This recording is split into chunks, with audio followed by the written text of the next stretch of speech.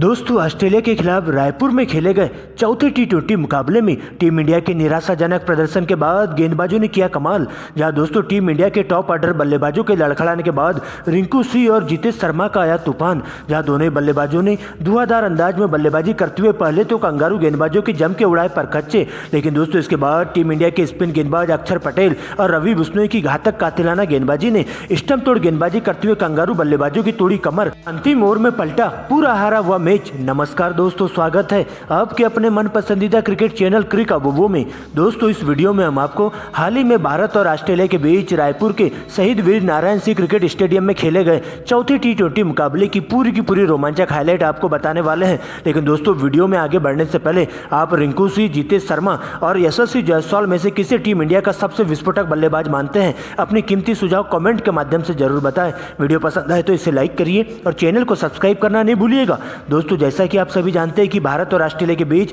5 टी20 मैचों की रोमांचक सीरीज खेली जा रही है, जहां दोस्तों शुरुआत के दोनों ही टी20 मुकाबले में टीम इंडिया ने बल्लेबाजों के साथ साथ गेंदबाजों के शानदार प्रदर्शन की बदौलत टीम इंडिया ने कंगारुओं को करारी मात दे दी थी। लेकिन दोस्तों तीसरे टी20 मुकाबले में मैक्सवेल के तूफानी शतकी पारी के बदौलत ऑस्ट्रेलिया ने टीम इंडिया को 5 विकेट से राउंड दिया था और इस प्रकार से सीरीज में 2-1 की बराबरी कर ली थी। लेकिन दोस्तों हाल ही में दोनों टीमों के बीच एक बार फिर से सीरीज का चौथा टी20 मुकाबला रायपुर में खेला जाता है, जहां दोस्तों दोनों ही टीमें इस मुकाबले को हर हाल में जीतने के लिए साम दाम दंड भेद सब कुछ अपनाती हुई दिखाई दे रही थी, क्योंकि दोस्तों दोनों ही टीमें इस मुकाबले को जीतकर सीरीज में आगे बढ़ना चाहती थी। दोस्तों आपको बता दें कि इस मुकाबले के लिए टीम इंडिया की कमान सूर्य कुमार यादव के कंधों पर सौंपी गई थी। वही दोस्तों ऑस्ट्रेलिया के लिए एक बार फिर से मैथ्यू वेड कप्तानी करते हुए देखे गए थे। दोस्तों आपको बता दें कि रायपुर की पिच को देखते हुए मुकाबले में जैसे टॉस किया जाता है तो कंगारू टीम के कप्तान मैथ्यू वेड के द्वारा सिक्का उछाला जाता है और टॉस जीतकर मैथ्यू वेड सबसे पहले गेंदबाजी करने का फैसला करते हैं और टीम इंडिया को बल्लेबाजी करने के लिए आमंत्रित किया जाता है। लेकिन दोस्तों आज के इस मुकाबले में दोनों टीमों की फाइनल प्लेइंग 11 में जबरदस्त तरीके से बदलाव देखने को मिले थे, जहां दोस्तों टीम इंडिया की प्लेइंग 11 में एक बार फिर से सलामी विकेट कीपर बल्लेबाज ईशान के तौर पर जितेश शर्मा की एंट्री करा दी गई थी। वही दोस्तों ऑस्ट्रेलिया की टीम में भी 3 बड़े बदलाव देखने को मिले थे। दोस्तों इसके बाद भारतीय पारी का आगाज करने के लिए टीम इंडिया के 2 युवा विस्फोटक ओपनर बल्लेबाज यशस्वी जायसवाल और ऋतुराज गायकवाड़ की एंट्री होती है, जिनके कंधों पर टीम इंडिया को ठोस शुरुआत देने की जिम्मेदारी होती है। वही दोस्तों ऑस्ट्रेलिया के लिए पहले ओवर की गेंदबाजी करने तेज गेंदबाज आरोन हार्डी आते हैं, जहां दोस्तों एक सटीक लाइन लेंथ के तहत गेंदबाजी करते हुए पहले ही ओवर में यशस्वी जायसवाल को बिल्कुल भी हाथ खोलने का मौका नहीं देते हैं और पहले ही ओवर में मात्र 1 रन खर्च करते हैं। लेकिन दोस्तों इसके बाद दूसरे ओवर की गेंदबाजी करने बैंड्रॉप आते हैं, जहां उनका सामना होता है एक बार फिर से यशस्वी जायसवाल से और इसी ओवर में यशस्वी जायसवाल बैक टू बैक 2 करारे चौके जड़ देते हैं और इसके बाद दोस्तों तेजी से रन बनाते हुए ऋतुराज गायकवाड़ के साथ मिलकर कंगारू टीम के गेंदबाजों पर कहर बनकर टूट पड़ते हैं। जहां दोस्तों संभल कर बल्लेबाजी करते हुए पहले तो अच्छी गेंदों को छोड़ते हुए खराब गेंदों पर बड़ा हिट मारना चालू कर देते हैं। लेकिन दोस्तों तीसरे ओवर में एक बार फिर से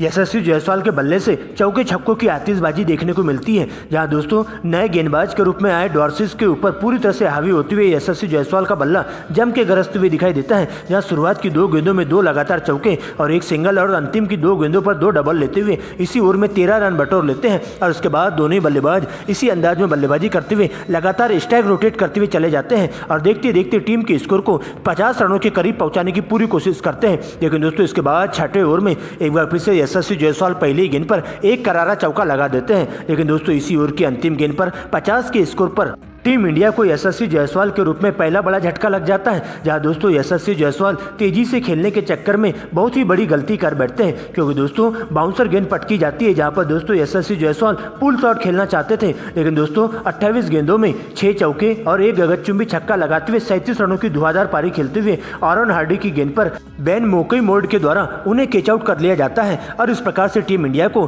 पहला बड़ा विकेट 50 के स्कोर पर गिर जाता है। लेकिन दोस्तों इसके बाद श्रेयस अय्यर की एंट्री होती है, जहां दोस्तों श्रेयस अय्यर को आज के मुकाबले में पहला ही मुकाबला खेलने का मौका दिया जाता है। लेकिन दोस्तों इसके बाद श्रेयस अय्यर आते ही यशस्वी जायसवाल का स्थान लेते हैं और दूसरे छोर से ऋतुराज गायकवाड़ के साथ मिलकर कुछ अच्छे शॉट्स लगाते हुए सिंगल डबल के साथ पारी को आगे बढ़ाने की कोशिश करते हैं। लेकिन दोस्तों इसके जस्ट बाद यानी कि 8वें ओवर की 5वीं गेंद पर अय्यर के रूप में टीम इंडिया को दूसरा बड़ा झटका लगता है, जहां पर 62 के स्कोर पर टीम इंडिया का दूसरा विकेट अय्यर के रूप में गिरता है। दोस्तों आपको बता दें कि स्पिन गेंदबाज टी सांगा आते ही अपनी स्पिन गेंदबाजी के माया जाल में फंसाते हुए अय्यर को 8 रनों के निजी स्कोर पर क्रिस ग्रीन के हाथों कैच आउट करवा देते हैं और इस प्रकार से अय्यर की मात्र 8 रनों की पारी का अंत हो जाता है। जिसके बाद दोस्तों सूर्य कुमार यादव की एंट्री होती है, लेकिन दोस्तों मात्र 1 रन बनाकर सूर्य कुमार यादव डॉर्सिस की गेंद पर मैथ्यू वेड के हाथों कैच आउट हो जाते हैं और इस प्रकार से टीम इंडिया को सूर्या के रूप में तीसरा बड़ा झटका लग जाता है। लेकिन दोस्तों अब ऋतुराज गायकवाड़ का साथ देने के लिए रिंकू सिंह की एंट्री होती है, जहां पर दोस्तों ऋतुराज गायकवाड़ अपने हाथ खोलते हुए तेजी से रन बनाना चालू कर देते हैं और अपने अर्धशतक की ओर बढ़ने लगते हैं, जहां दोस्तों मौके का फायदा उठाते हुए कमजोर गेंदों को सीधा दर्शक दीर्घा के बाहर पहुंचाने की कोशिश करते हैं। लेकिन दोस्तों इसी बीच एक बार फिर से टी सांगा आते ही ऋतुराज गायकवाड़ को 32 के स्कोर पर डॉर्सिस के हाथों कैच आउट करवा देते हैं और इस प्रकार से 111 के स्कोर पर टीम इंडिया को गायकवाड़ के रूप में चौथा बड़ा झटका लग जाता है। दोस्तों लगातार 4 विकेट गिरने से टीम इंडिया पूरी तरह से बैकफुट पर आ जाती है। लेकिन दोस्तों इसके बाद टीम इंडिया की लड़खड़ाते हुई पारी को संभालने के लिए रिंकू सिंह का साथ देने के लिए जितेश शर्मा की एंट्री होती है, जहां दोस्तों सलामी विकेट कीपर जितेश शर्मा एक बार फिर से आईपीएल के जैसे बल्लेबाजी करते हुए देखे जाते हैं और कंगारू टीम के तेज गेंदबाजों के साथ साथ स्पिन गेंदबाजों पर जम के बरसते हुए देखे जाते हैं। जहां दोस्तों 16 ओवर में डॉर्सिस के ऊपर हावी होते हुए इसी ओवर में 2 गगनचुंबी छक्के जितेश शर्मा जड़ देते हैं, जबकि दोस्तों दूसरे छोर से रिंकू सिंह भी अपने हाथ खोलते हुए दिखाई देते हैं और अगले ओवर में Rinku Singh back to back 2 boundaries लगा देते हैं और इस प्रकार से देखते ही देखते इन दोनों ही बल्लेबाजों के बीच में मात्र 36 गेंदों में ही अर्धशतक की साझेदारी पूरी हो जाती है और टीम इंडिया के स्कोर को 150 रनों के पार पहुंचा देते हैं। लेकिन दोस्तों इसके बाद 17 ओवर में एक बार फिर से रिंकू सिंह का तूफान देखने को मिलता है, जहां रिंकू सिंह इसी ओवर में 1 छक्का और 1 चौका लगाते हुए 10 रन बटोर लेते हैं। लेकिन दोस्तों इसके बाद 18 ओवर की पहली गेंद पर जितेश शर्मा डॉर्सिस को गगनचुंबी छक्का लगा देते हैं। लेकिन दोस्तों इसके बाद डॉर्सिस के द्वारा शानदार कमबैक किया जाता है और जितेश शर्मा को अपना शिकार बना जाते हैं, जहां दोस्तों जितेश शर्मा 19 गेंदों में 35 रनों की धुआंधार पारी खेलते हुए डॉर्सिस की गेंद पर मैथ्यू वेड के हाथों कैच आउट हो जाते हैं, जहां उनकी इस पारी में 1 चौका और 3 गगनचुंबी छक्के लगाए जाते हैं। लेकिन दोस्तों अब अक्षर पटेल मैदान पर मौजूद हो जाते हैं, जहां रिंकू सिंह के साथ मिलकर आगे का मोर्चा संभालने की कोशिश करते हैं। लेकिन दोस्तों पहली गेंद पर अक्षर पटेल भी डॉर्सिस की गेंद पर टी सांगा के हाथों कैच आउट हो जाते हैं और इस प्रकार से डॉर्सिस 19वें ओवर में भारतीय टीम के 2 बल्लेबाजों को पवेलियन का रास्ता दिखा देते हैं। लेकिन दोस्तों एक छोर से रिंकू सिंह अंगद की तरह डटे हुए रहते हैं और तेजी से रन बनाना चालू कर देते हैं। लेकिन दोस्तों दूसरे छोर से जैसे ही रिंकू सिंह आउट होते हैं तो रिंकू सिंह के आउट होने के बाद भारतीय टीम की बल्लेबाजी पूरी तरह से लड़खड़ा से जाती है, जहां दोस्तों इसके बाद टीम इंडिया का कोई भी बल्लेबाज कंगारू टीम के तेज गेंदबाजों के साथ साथ स्पिन गेंदबाजों का डटकर मुकाबला नहीं कर पाता है और एक के बाद एक सस्ते में अपना विकेट गंवाते हुए पवेलियन की ओर लौटने लगता है, जहां रिंकू सिंह भी 29 गेंदों में 4 चौके और 2 गगनचुंबी छक्के लगाते हुए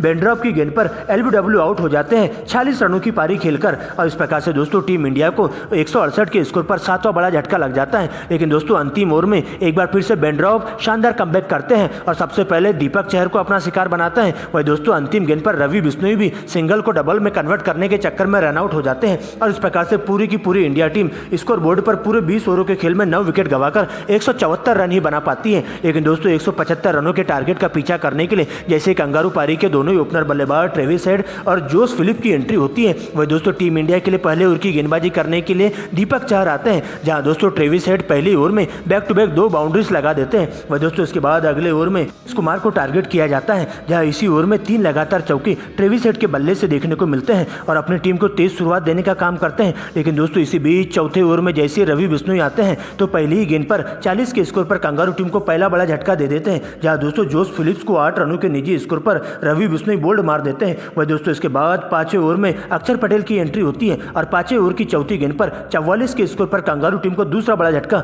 ट्रेविस हेड के रूप में लगता है, जहां दोस्तों अक्षर पटेल 31 के स्कोर पर मुकेश कुमार के हाथों उन्हें कैच आउट करवा देते हैं। लेकिन दोस्तों इसके बाद अक्षर पटेल अपनी घातक स्पिन गेंदबाजी से 52 के स्कोर पर कंगारू टीम को तीसरा झटका दे देते हैं, जहां दोस्तों आरोन हार्डी 8 रनों के निजी स्कोर पर अक्षर पटेल की एक यार्कर लाइन की गेंद पर क्लीन बोल्ड हो जाते हैं और इस प्रकार से दोस्तों कंगारू टीम को लगने वाला तीसरा बड़ा झटका लगता है। लेकिन दोस्तों इसके बाद 12वें ओवर में एक बार फिर से अक्षर पटेल अपनी स्पिन गेंदबाजी से कमाल कर जाते हैं, जहां दोस्तों 87 के स्कोर पर कंगारू टीम को चौथा बड़ा झटका बेन मैकडोमर्ट के रूप में लगता है, जहां बेन मैकडर्मोट मात्र 19 रनों की पारी खेलते हुए अक्षर पटेल की गेंद पर क्लीन बोल्ड हो जाते हैं और दोस्तों लगातार 4 विकेट गिरने से कंगारू टीम के बल्लेबाज पूरी तरह से लड़खड़ा से जाते हैं और एक के बाद एक सस्ते में अपना विकेट गंवाते हुए डगआउट की ओर लौटने लगते हैं। लेकिन दोस्तों इसके बाद टीम डेविड और मैथ्यू सॉर्ड क्रीज पर मौजूद होते हैं, जहां दोस्तों आगे का मोर्चा संभालते हुए काफी संभल कर बल्लेबाजी खेलना चालू कर देते हैं और सिंगल डबल के साथ ही टीम की स्कोर को आगे बढ़ाने का काम करते हैं। लेकिन दोस्तों इसी बीच एक बार फिर से टीम इंडिया के स्पिन गेंदबाज रवि बिश्नोई अपनी घातक कातिलाना गेंदबाजी से